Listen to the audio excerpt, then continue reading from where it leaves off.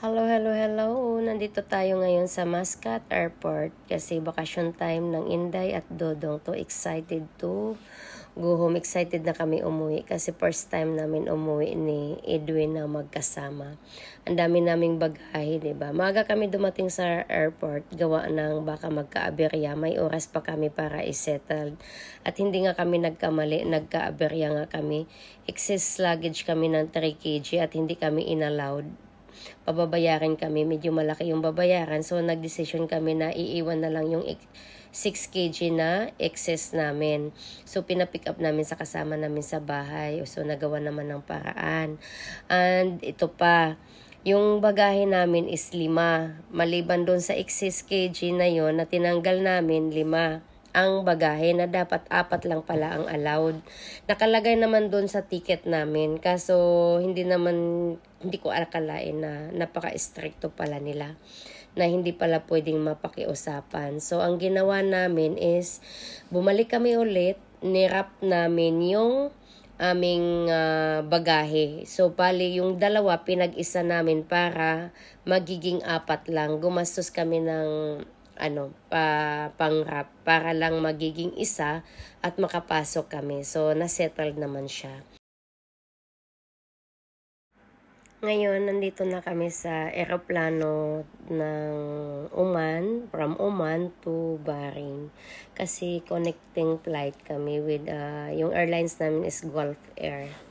So, ayan, nakahinga na kami ng malalim dito sa wakas. Na-stress kami konti doon sa mga nangyayari.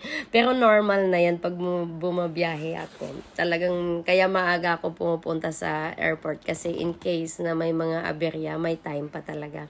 Normal na talaga yan kasi Pinoy is Pinoy. Alam mo na, maraming laging dala. Para hindi naman din sayang yung pag-uwi kasi minsan lang tayo umuwi, 'di ba? So, finally, nandito na kami sa Bahrain Airport. Ito yung Bahrain Airport nila, karating lang namin. Dumiretso kaagad kami sa immigration for transfer.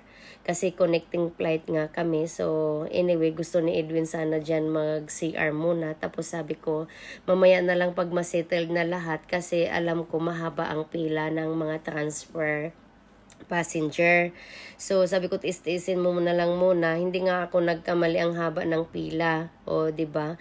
45 minutes ata kaming nag-antay dyan. Ay, no, nakapila. Tapos, 1 hour and a half lang ang aming pagitan. Flight na naman namin to Manila, Bahrain to Manila. Kaya, ganon. Sa wakas, finally, nandito na kami, 'di ba? Dire-diretso kami kasi konti lang yung pagitan ng oras at saka malaki yung mga airport, alam mo na, tsaka pila-pila lagi. So, ayan, finally, nandito na kami sa Gulf Air, Bahrain to Manila. Ayan, the best part sa flight is pagkain. Ayan, ini-enjoy namin yung food. Masarap yung pagkain ng Gulf Air. Nag-enjoy kami sa pagkain. Naubos nga namin dahil gutom nga din kami. Dahil dun sa aberya na nangyari sa Muscat. But anyway, nag-enjoy naman kami sa home flight namin, sa travel namin Muscat. We're here in Manila. Manila. Landing safely. Thanks God.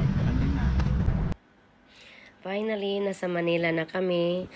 Excited na ang lahat. Bumaba ng eroplano para makita yung kanya-kanyang mahal nila sa buhay. This is the best part of the OFW life.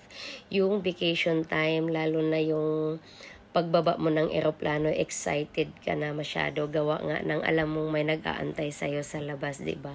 1 year, 2 years, hindi mo ba naman makita sila? So, sino ba namang hindi magiging excited, diba? So, yan, inantay namin yung pagahe.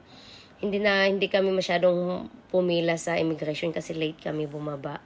Bago kami lumabas ng airport, bumili muna kami ng SIM card at saka nagpadita na rin kami ng 1 month para wala ng hassle, para lagi kaming may internet kung saan man kami pupunta kasi kailangan yun.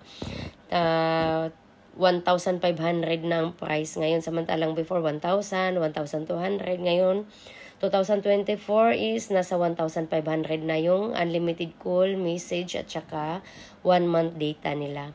Ayan, nandyan na yung mga kapatid ko sa labas. Nagkita na kami. Pero si Manong naka-parking siya kasi yung nag-drive.